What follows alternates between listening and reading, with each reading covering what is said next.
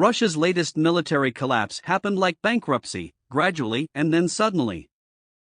For weeks, Ukraine had been using US and European-provided multiple launch rocket systems and artillery to systematically cut the bridges in Russian-occupied Kherson and wear down its troops with short, probing attacks. Once the Russians were pinned down and cut off, Ukrainian forces went in for the kill. Between Sunday and Tuesday, Ukrainian forces recaptured at least 10 villages, pushing south toward Kherson, the heart of one of Russia's so-called annexed areas. For the moment, they are retreating very fast, Oleksiy Goncharenko, a Ukrainian lawmaker, told Foreign Policy. We can say running, trying to create new lines closer to Kherson. So now this is the race between the Ukrainians continuing to attack all of them, trying to make a new defensive line. Coming just days after a Ukrainian breakthrough in the east, success in the south was unexpected. Ukrainian forces were up against allegedly elite Russian airborne forces, known as the VDV, who had reportedly begun refusing to fight late in the summer after getting absolutely creamed in Kyiv.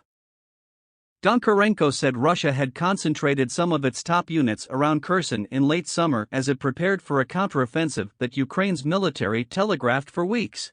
Зима переломна, і саме вона може призвести до швидкої деокупації українцями України.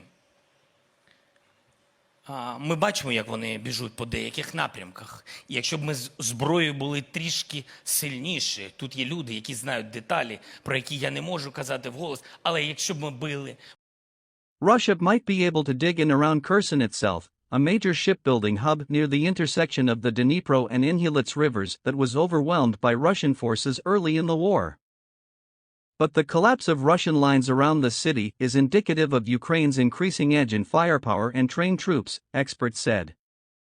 Russia normally relies on firepower and conscripts. When both fail, as they did at Kherson, armies flee. The Russians have been overwhelmingly dependent on artillery to protect themselves throughout the conflict. And Kherson, obviously there's a limit to how much artillery they can support because of the logistical constraints of getting material across the river and because of the threat to the supply.